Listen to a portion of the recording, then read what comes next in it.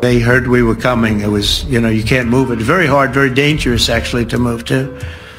And they also knew we were coming, so I don't think too many people want to be down there knowing we're coming. With the bunker busters, as we call them, we're the only ones that have them. We have the best equipment, best nuclear. Setiap generasi hidup dengan bayang-bayang konfliknya sendiri.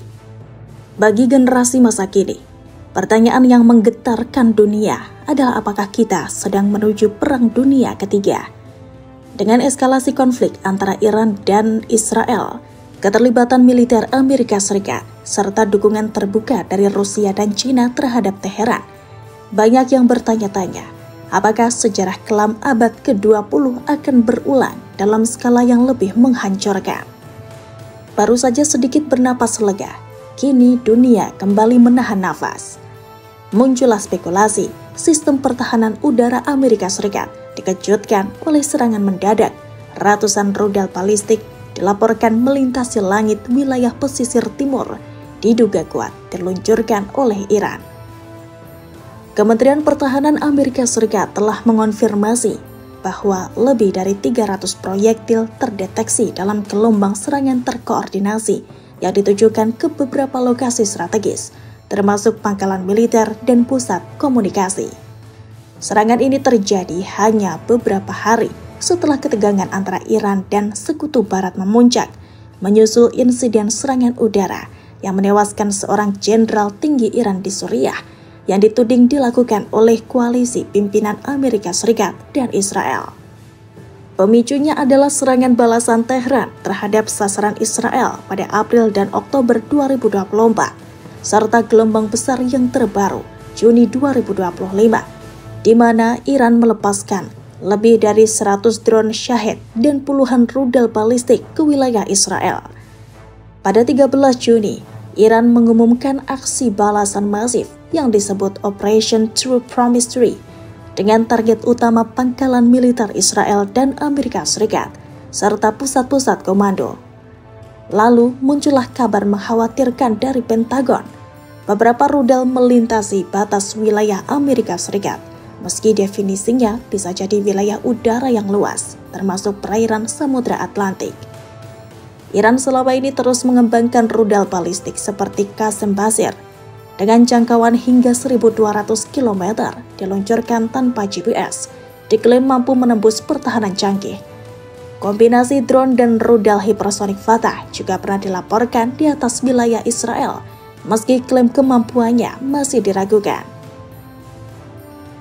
Meski Amerika Serikat dan sekutunya menyatakan berhasil mencegat sebagian besar rudal menggunakan sistem seperti THAAD, Patriot, SM-236, dan kapal perusak di Mediterania, beberapa rudal berhasil menembus dan menghantam target, mengakibatkan kerusakan ringan dan jatuhnya korban, termasuk luka-luka di kompleks militer luar negeri.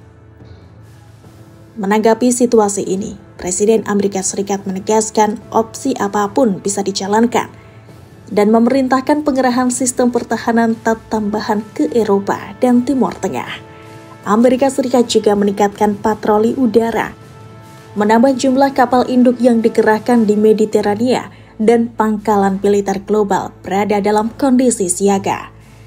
NATO segera mengadakan pertemuan darurat, sementara Rusia dan Tiongkok mendesak kedua pihak untuk menahan diri.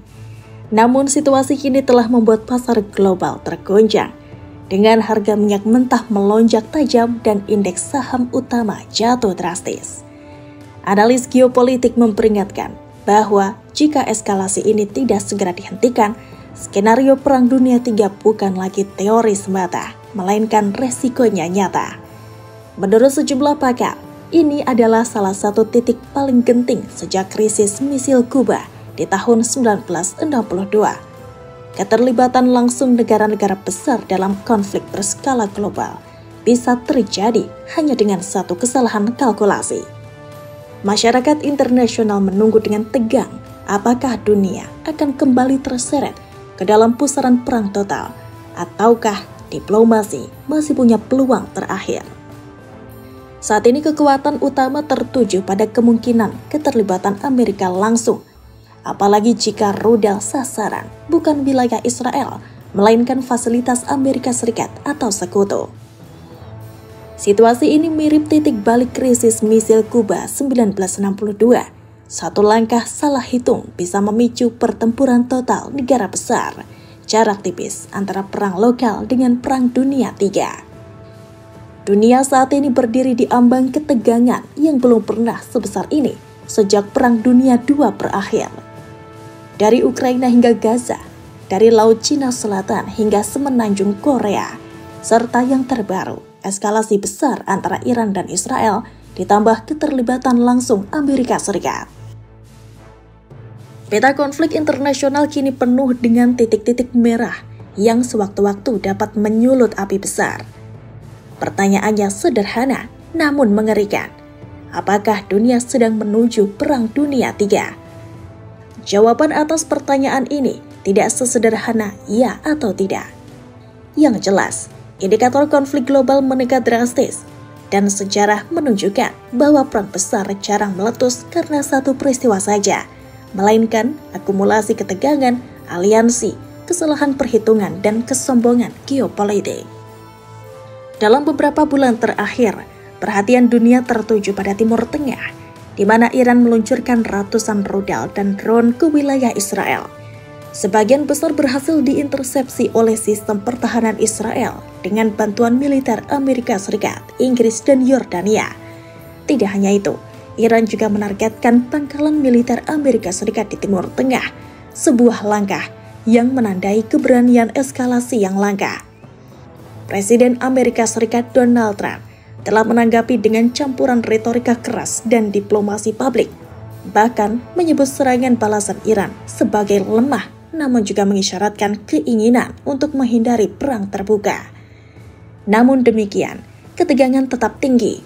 Setiap rudal yang diluncurkan, setiap drone yang melintas batas negara, setiap armada kapal induk yang digeser ke perairan strategis adalah bagian dari teka-teki besar. Apakah ini hanya konflik regional atau permulaan sesuatu yang jauh lebih besar? Sejatinya pemicu perang dunia sudah terlihat jelas, mulai dari keterlibatan langsung kekuatan besar dunia dalam pertempuran, bukan hanya dukungan senjata atau diplomasi, dan aliansi militer formal yang saling bertabrakan, seperti NATO versus poros tandingan, China, Rusia, dan Iran. Lalu, apakah dunia sedang menuju Perang Dunia III? Tidak secara pasti, tapi jalurnya terbuka dan terbuka lebar. Perang dunia bukan takdir. Ini adalah hasil dari keputusan politik dan kegagalan diplomasi. Dunia masih memiliki peluang untuk mencegah krisis ini menjadi perang global terbuka dengan syarat diplomasi dikedepankan, bukan unjuk kekuatan. Penyebaran disinformasi dikendalikan, peran lembaga internasional diperkuat, serta kesadaran publik ditingkatkan. Apa yang kita hadapi saat ini adalah konflik global yang terfragmentasi tapi saling terhubung.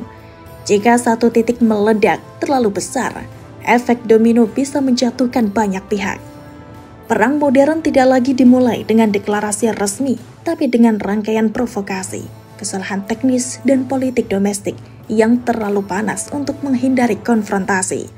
Dunia masih bisa memilih jalan damai, tapi waktu untuk mencegah semakin menipis, karena dalam perang dunia modern tidak akan ada pemenang, hanya pecundang yang lebih lambat hancur.